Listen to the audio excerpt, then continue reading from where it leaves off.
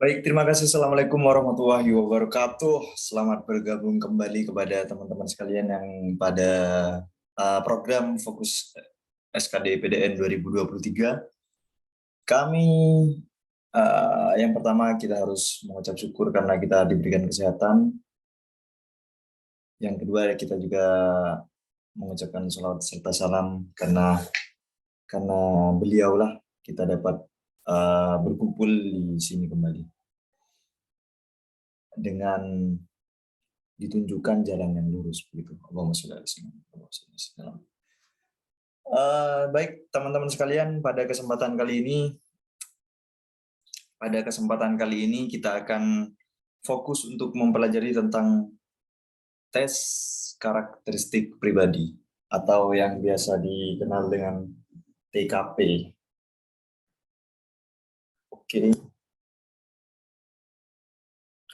Oke, pada kesempatan kali ini teman-teman sekalian, saya akan meng-share seperti biasa.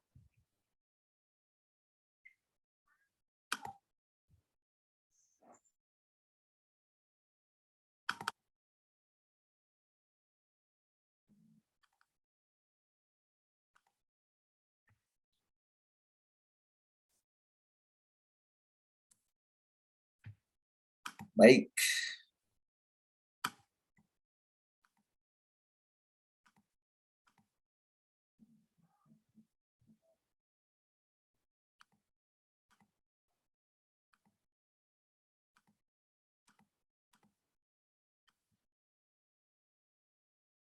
Baik, siapkan diri kalian, duduk di tempat masing-masing.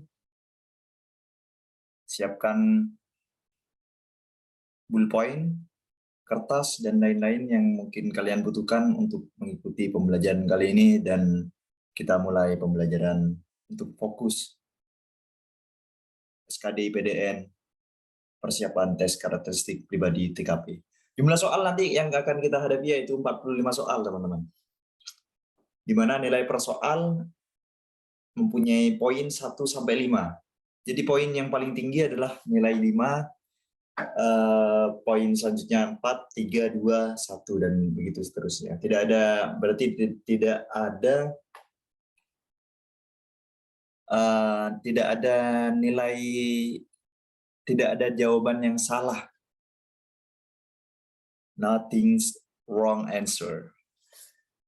So, teman-teman sekalian, jadi pada tes karakteristik pribadi ini akan mengetes kepribadian kita.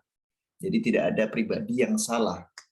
Adapun pribadi yang harus kita pilih, yaitu pribadi yang mempunyai nilai terbesar, poin tertinggi untuk menghadapi tes ini. Begitu. Kemudian nilai minimal atau ambang batasnya yaitu 156.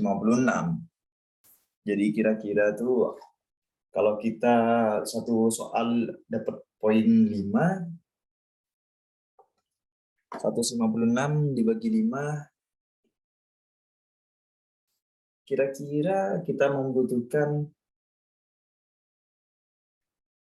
15 soal, 30 soal untuk dapat melebihi ambang batas.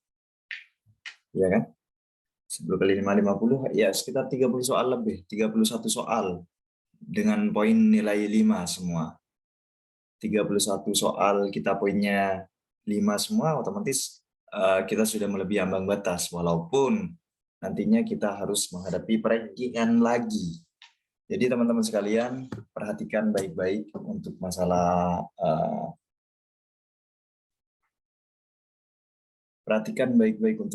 nilai ambang batas ini, sehingga dengan cara demikian kita dapat ini. Sehingga dengan cara demikian teman-teman sekalian kita dapat menghadapi tes SKD ini dengan matang gitu. Baik, selanjutnya teman-teman.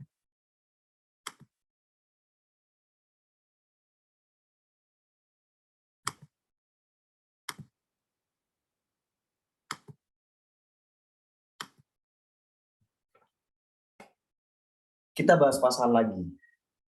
Sesuai Permenpan RB yang telah kita bahas sebelumnya, nomor 27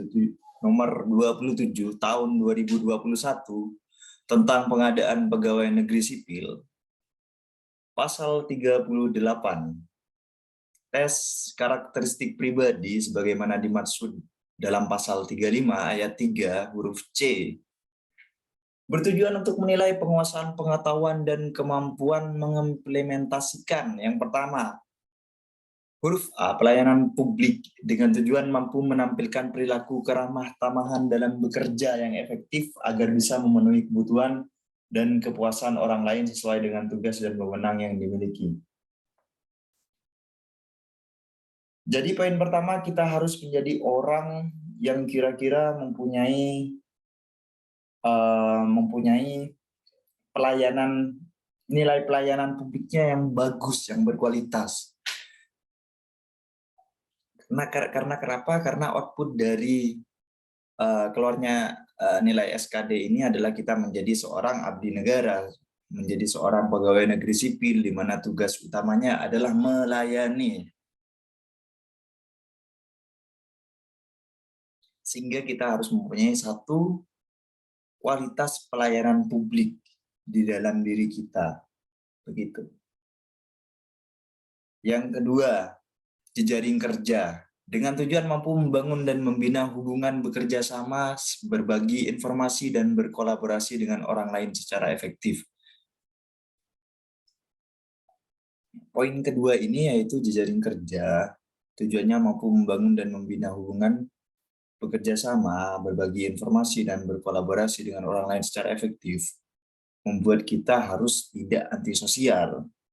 Kita tampilkan ketika saat mengerjakan, ataupun mulai dari sekarang deh, mumpung masih ada waktu, jeda waktu, kita harus mulai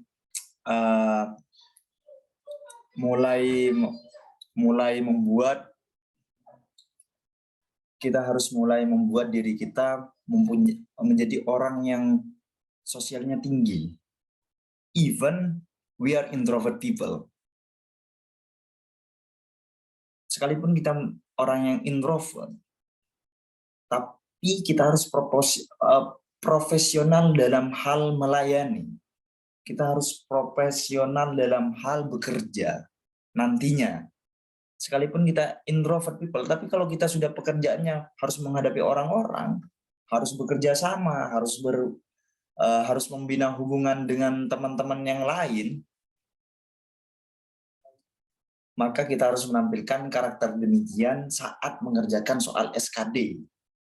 Dan diharapkan selanjutnya juga kita menampilkan hal demikian ketika nanti kita dinyatakan lolos dan kemudian kita menjadi seorang abdi negara, kita harus mempunyai jejaring kerja. Yang ketiga yaitu sosial budaya. Poin ketiga, poin C yaitu sosial budaya, dengan tujuan mampu beradaptasi dan bekerja secara efektif dalam masyarakat majemuk terdiri atas beragam agama, suku, budaya, dan sebagainya. Nah, tes SKD selanjutnya menuntut kita untuk menjadi pribadi yang mempunyai budaya sosial yang bagus, yang dapat beradaptasi, bekerja secara efektif dalam masyarakat yang majemuk, tidak menampilkan pribadi yang arogan, yang melakukan hal-hal yang negatif, yang melakukan hal sara, yang bertindak sara, sehingga membuat nilai kita turun sebagai seorang abdi negara. Selanjutnya, oke, lanjutannya, oke, come on, come back.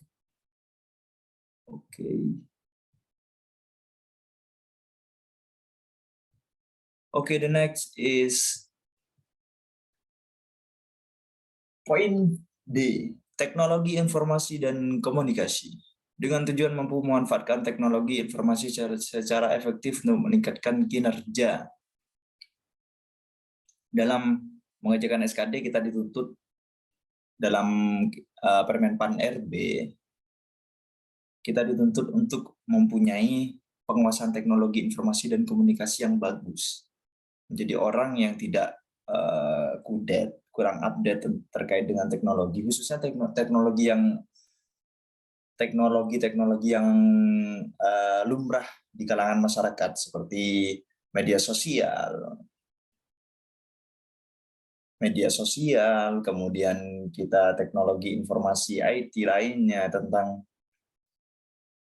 memanfaatkan website dan lain-lain, kita dituntut untuk tidak kudet terhadap hal-hal demikian. Jadi mumpung ada waktu nih dari sekarang, yang bagi yang ketinggalan zaman, bukan berarti kita harus main TikTok setiap hari ya, bukan berarti begitu, tapi intinya adalah kita menguasai sistemnya, kita menguasai bagaimana teknologi sekarang bekerja. Tidak harus kita menguasai secara dalam, tapi minimal kita tahu caranya mengoperasikan Gmail, kita tahu caranya mengoptimalkan Google untuk memanfaatkan teknologi secara efektif dalam meningkatkan kinerja. Karena outputnya nanti seorang abdi negara tidak boleh kudet, apalagi tidak punya email misalkan. Apalagi untuk tes SKD sendiri kan nanti dalam proses administrasinya pun menggunakan teknologi seperti itu. Yang ke poin yang profesionalisme. Profesionalisme dengan tujuan mampu melaksanakan tugas dan fungsi sesuai dengan tuntutan jabatan. Jadi kita dituntut untuk profesional dalam melaksanakan tugas dan fungsi sesuai dengan tuntutan jabatan. Kita harus menampilkan seorang yang profesional ketika mengerjakan SKD maupun ketika selesai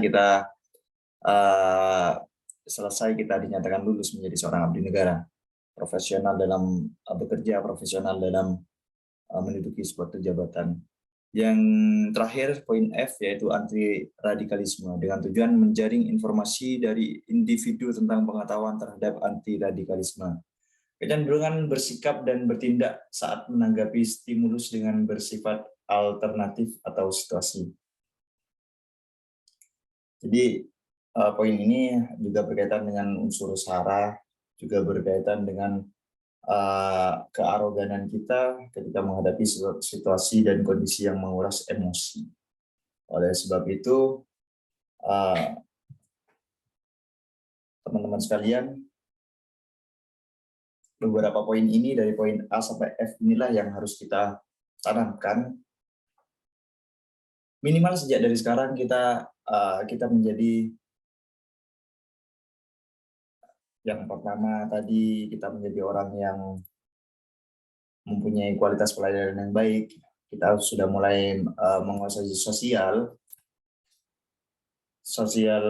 jejaring sosial, kemudian kita buka mata terhadap masyarakat yang majemuk dengan sosial budayanya, kemudian kita buka mata tentang teknologi, informasi, dan komunikasi.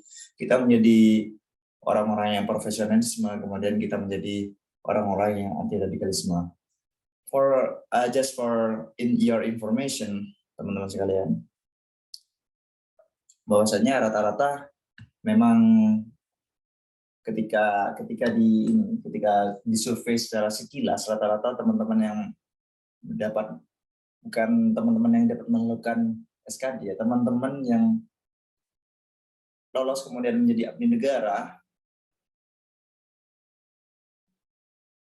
rata-rata mempunyai karakter yang tidak antisosial dan profesional dalam menjalankan kehidupan. Artinya kenapa? Artinya meskipun dia orangnya introvert, tapi ketika sudah menghadapi pelayanan, dia tidak menampilkan introvertannya dalam hal melayani. Dia menampilkan pribadi yang profesional, melayani dengan baik. Kemudian dan juga biasanya kalau melihat di lapangan, biasanya kami melihat itu teman-teman yang menjadi abdi negara ketika masa sekolahnya, rata-rata teman-teman yang aktif dalam hal kegiatan intra maupun ekstra sekolah. Jadi mungkin itu juga sangat berpengaruh besar dalam poin tes SKD ini, khususnya bagian TKP, karena memang yang dijaring adalah orang-orang yang mempunyai pribadi yang melayani, pribadi yang mempunyai jejaring kerja yang bagus, kemudian pribadi yang terbuka terhadap sosial budaya, kemudian pribadi yang terbuka terhadap TI, yang profesional, dan juga pribadi yang tidak radikal atau tidak arogan dalam menghadapi situasi dan kondisi apapun. Ini teman-teman perlu diperhatikan, kalau bisa perlu dicatat, nanti diulangi. Poin-poin pentingnya, yang pertama harus mempunyai pribadi yang pelayanan publik yang bagus, jejaring kerjanya bagus, yang ketiga sosial budayanya bagus, 4 teknologi, melek terhadap teknologi informasi dan komunikasi, profesional, dan juga anti radikalisme. Next, selanjutnya teman-teman, pada pasal 40 Permenpan RB nomor 27 tahun 2021 tentang pengadaan pegawai negeri sipil, pada ayat ke-6 dijelaskan bahwa dalam hal terdapat pelamar yang memperoleh nilai SKD sama dan berada pada batas 3 kali jumlah kebutuhan jabatan, penentuan kelulusan SKD secara berurutan mulai dari nilai tes karakteristik pribadi, tes inteligensi umum, sampai dengan tes wawasan kebangsaan. Ini ada beberapa poin penting di sini yang perlu dicatat, teman-teman.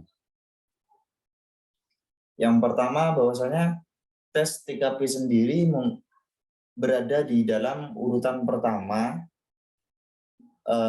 ketika nilai kita sama dengan pesaing yang lain. Andaikan dibutuhkan kotanya 300 ya. Kemudian kita berada di urutan ke-300 juga. Kemudian pesaing kita yang 301 juga mempunyai nilai yang sama dengan kita. 302 mempunyai nilai yang sama dengan kita.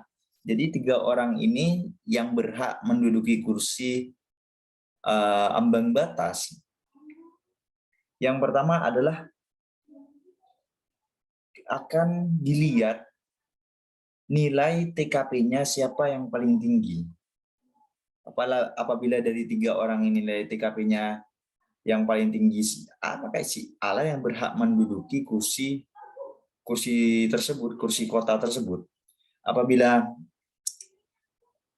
Tapi apabila nilai TKP-nya ini sama antara si A, si B, dan juga si C, maka selanjutnya yang dibandingkan adalah tes inteligensi umum. Yang kedua, apabila si B misalkan 3 orang ini tes TKP-nya sama semua poinnya, kemudian dilihat TIU-nya, apabila si B yang lebih tinggi, maka si B lah yang berhak menduduki kursi gitu. Jadi TKP di sini mempunyai kedudukan paling penting dari 3 tes ini. Mempunyai kedudukan prioritas utama dari 3 tes ini. Oleh sebab itu, teman-teman, jangan bermain-main ketika menghadapi tes TKP ini.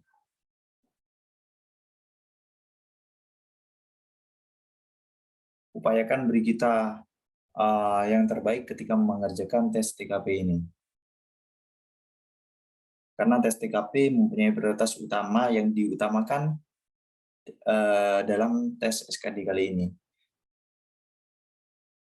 Alasannya kenapa? Alasannya sederhana, karena kita membutuhkan orang-orang yang mempunyai karakter yang bagus dalam perihal menjadi seorang abdi negara. Karena sebuah karakter itu sangat susah membentuknya, berbeda dengan TIU. Ketika kita menghadapi berbagai soal, ketika kita sering berlatih soal, TIU bisa kita nilainya bagus, TIU bisa dibentuk, apalagi TWK. Ketika kita membaca banyak hal, berwawasan luas tentang kebangsaan kita, otomatis kita nilainya bagus juga dalam TWK. Tapi ketika karakternya sudah jelek, maka ini menjadi poin penting, alasan penting kenapa TKP menjadi prioritas utama dalam penentuan apabila ada beberapa orang yang nilainya sama. Itu teman-teman. Selanjutnya kita langsung masuk ke soal nomor 1. Tapi sebelum kita masuk ke soal nomor 1, izinkan kami untuk beristirahat terlebih dahulu, untuk mengambil nafas. Tapi tenang teman-teman, break kali ini akan kita setelkan musik lagi seperti biasa. Oh, kita break dulu teman-teman.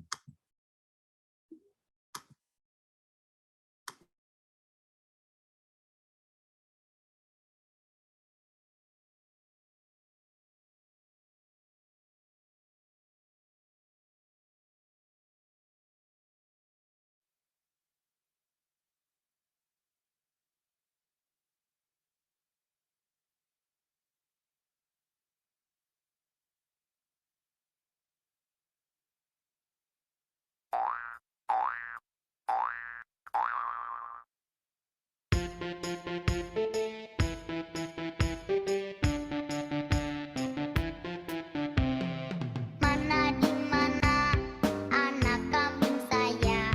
Anak kambing saya ada di pohon waru.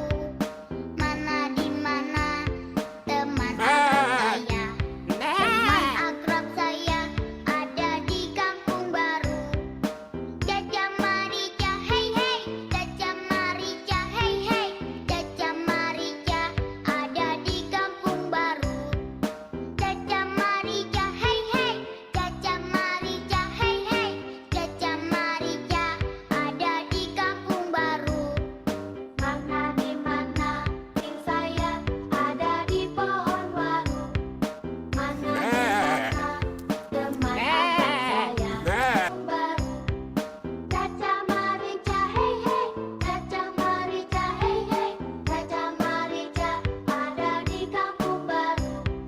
Caca Marica, hey hey, Caca Marica, hey hey, Caca Marica ada di kampung baru.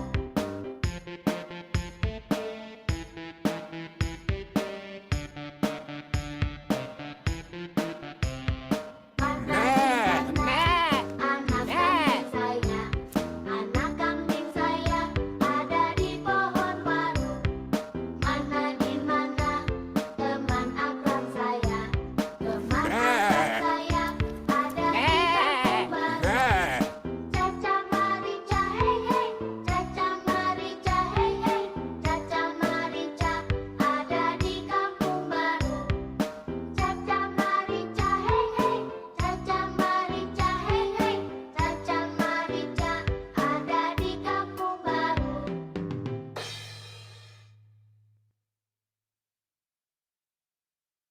Baik, terima kasih kami sampaikan kepada Caca Marica, hehe, karena menemani kita dalam kegiatan belajar kita pada malam hari ini.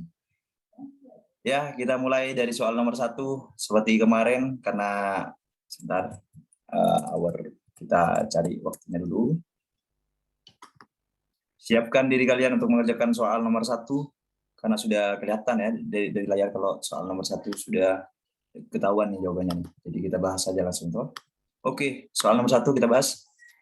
Anda sedang melakukan diskusi dengan rekan kerja divisi Anda, kemudian ketika diskusi berlangsung ada seorang rekan kerja Anda mengusulkan sebuah ide yang menurutnya sangat baik dan menurut Anda hal tersebut berisiko besar.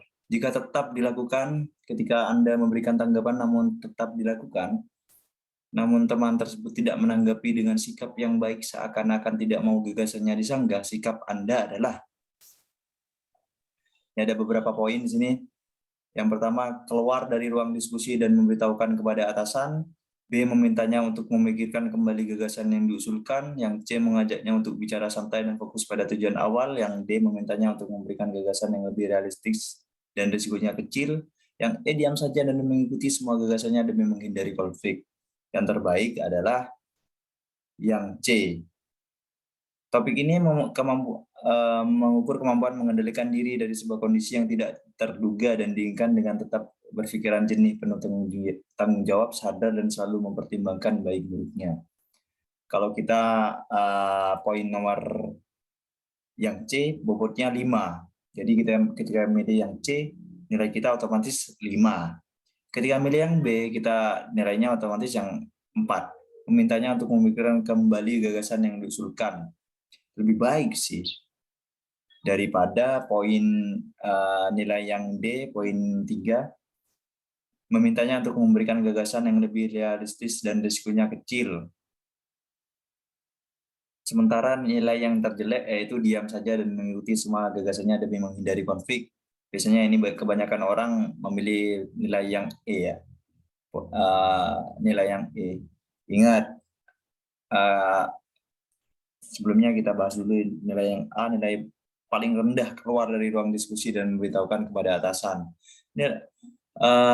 Opsi yang A menunjukkan sikap kita yang arogan, menunjukkan sikap kita yang tidak terima, tidak profesional ketika keluar dari ruang diskusi. Opsi yang E, diam saja dan mengikuti semua gagasannya demi menghindari konflik, menunjukkan sikap kita yang tidak profesional dalam mencapai sebuah tujuan, karena kita tahu misalkan pendapatnya memang kurang tidak kita setujui karena mau mengandung resiko dan tidak baik untuk community yang kita jalankan misalkan. Otomatis nilai-nilai yang ini, nilai yang opsi E, nilai bobotnya hanya 2. Tapi memang kebanyakan orang biasanya lebih baik menghindari konflik daripada kita berkonflik dan tidak membuat suasana yang nyaman. Tapi ingat teman-teman, ya, di dalam tes SKD ini kita mengukur kepribadian kita yang profesional, yang sesuai dijelaskan tadi. Otomatis kita harus menempatkan diri kita kepada kondisi paling ideal. Sehingga mulai dari sekarang kita harus dapat mampu berpikir apabila seorang yang paling ideal menghadapi kondisi yang demikian, apa yang dia akan lakukan. Bilang saja begitu. Meskipun pada endingnya kita harus mempunyai sikap yang demikian ketika kita sudah akan mengabdi menjadi seorang abdi negara, tapi cara untuk mencapainya kita harus melihat terlebih dahulu,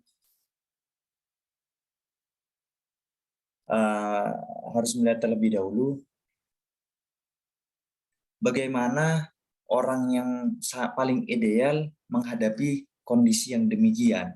Misalkan nomor 1 ini, ketika dihadapkan dengan rekan kerja kita yang mengusulkan ide yang menurutnya sangat baik tapi menurut kita buruk, apa yang orang ideal akan lakukan? Apakah dia akan keluar dari ruang diskusi? Orang yang bijaksana apakah dia akan keluar dari ruang diskusi? Tentunya tidak.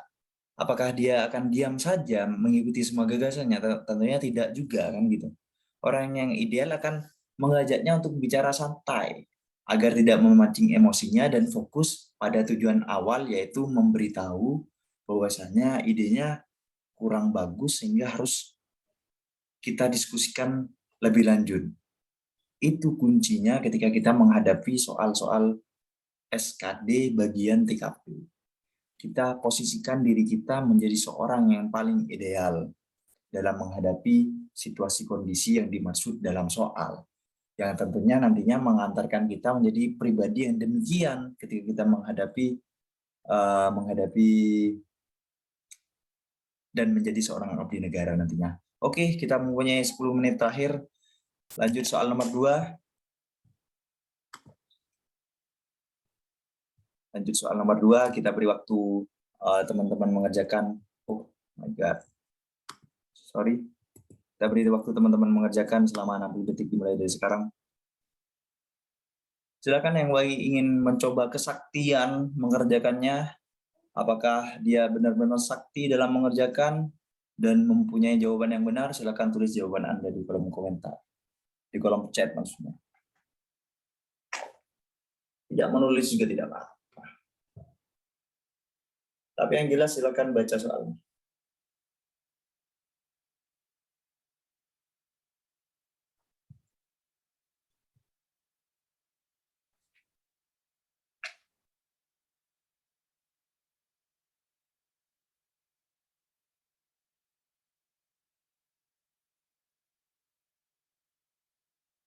Baik, 10 detik lagi. Yang udah punya jawaban dapat ditulis di kolom chat.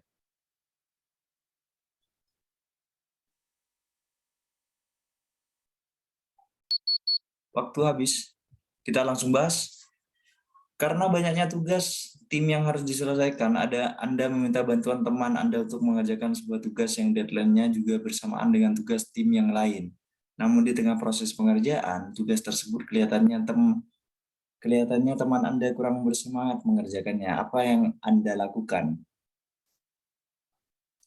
Yang A, apakah meminta agar tugas tersebut dapat diselesaikan tepat waktu? Yang B, apakah mengobrol dan mengingatkan teman akan target pengerjaan seharusnya? Yang C, menyemangati teman untuk mengerjakannya? Apakah yang D, mengamati dan mencari tahu akar permasalahannya? Yang E, menanyakan hal yang membuatnya tidak bersemangat. Jadi ketika ada tim yang harus diselesaikan, ada meminta bantuan teman Anda untuk mengerjakan sebuah tugas yang deadline-nya juga bersamaan dengan tugas tim yang lain, namun di tengah proses pengerjaan tugas tersebut kelihatannya teman Anda kurang bersemangat mengerjakannya. Apa yang akan Anda lakukan? Seorang ideal akan memilih jawaban yang A, karena meminta agar tugas tersebut dapat diselesaikan tepat waktu akan lebih baik ketika kita hanya mengobrol dan mengingatkan teman akan target pengerjaan seharusnya, tapi dia tetap aja tidak bersemangat atau menyemangati teman untuk mengerjakannya, dia tetap aja tidak bersemangat mengamati dan mencari tahu akar permasalahannya. Ini akan lebih susah lagi karena orang yang sudah tidak bersemangat tidak mungkin lagi berpikir tentang akar permasalahan kenapa dia tidak bersemangat. Yang E, menanyakan hal yang membuatnya tidak semangat. Ini lebih tidak masuk akal. Karena kenapa? Karena menanyakan hal yang membuatnya tidak bersemangat. Apa ya kira-kira yang membuatnya tidak bersemangat ya? Dia melupakan kalau dia punya tugas yang deadline-nya harus segera dilaksanakan, maka orang bijaksana akan memintanya agar tugas tersebut dapat diselesaikan tepat waktu sesuai deadline yang bersangkutan. Bagi yang tadi menjawabnya A, selamat, Anda berarti merupakan orang yang mempunyai indikator tanggung jawab terhadap pekerjaan, inisiatif, fokus, serius, dan konsisten agar pekerjaan selesai tepat pada waktunya. Kita masuk soal nomor 3, 60 detik dari sekarang.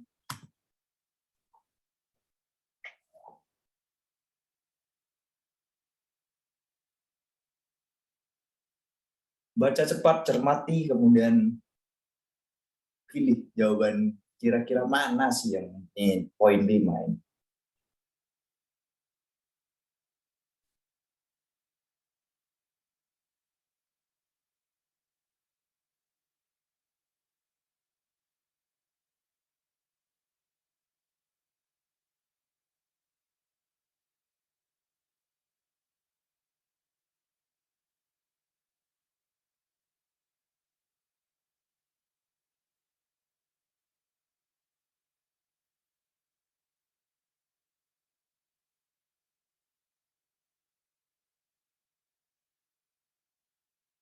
Lima, 4, 3, 2, 1. Waktu habis. Time is up. And then come on, we can answer this number right now. Hujan yang turun membuat lantai kantor menjadi licin dan kotor. Maka agar pelanggan merasa nyaman, yang perlu Anda lakukan adalah ini terkait dengan poin yang A tadi, yaitu nilai pelayanan. Yang A, apabila hujan, kantor kita licin dan kotor, ada pelanggan nih. Biar dia tetap merasa nyaman, apa yang perlu kita lakukan? Yang A, melarang setiap karyawan atau pengunjung masuk kantor dalam keadaan basah. Kayak kurang sopan sih, apalagi seorang pelanggan ya mau masuk kan, tidak menyelesaikan masalah. Yang B, memasang kardus di sepanjang jalan agar lantai tetap kering. Ini biasanya orang-orang yang biasanya melakukan ini ya, dikasih biar lantainya tetap kering, lebih sayang kepada lantainya daripada kepada ininya kan, daripada kepada memberikan pelayanannya kan. Yang apakah yang C, menyediakan tempat penitipan alas kaki. Kita masuk, kita harus nyeker biar lantainya tidak kotor. Kita lebih mementingkan lantainya daripada sebuah pelayanan yang membuat pelanggan merasa nyaman kan. Apakah yang D membuat jalur darurat agar pelanggan tetap nyaman? Bisa jadi kita membuat jalur yang tidak licin, membuat jalur yang tidak basah agar membuat jalur yang basah, khusus yang basah, agar pelanggan yang lain tetap merasa nyaman, bisa jadi. Apakah yang E menjaga kebersihan lantai agar tetap kering? Jadi yang E ini misalkan kita ngepel, dipel terus lantainya. Ketika ada pengunjung, kita langsung pel. Ketika ada pengunjung, kita langsung pel. Seorang yang bijaksana akan memilih jawaban yang E. Karena ini berkaitan dengan pelayanan yang maksimal.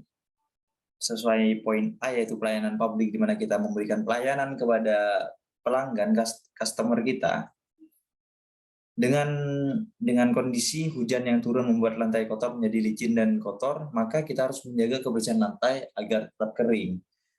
Kita bisa saja menggunakan apa saja lah ya yang bisa kita lakukan agar pelanggan merasa nyaman.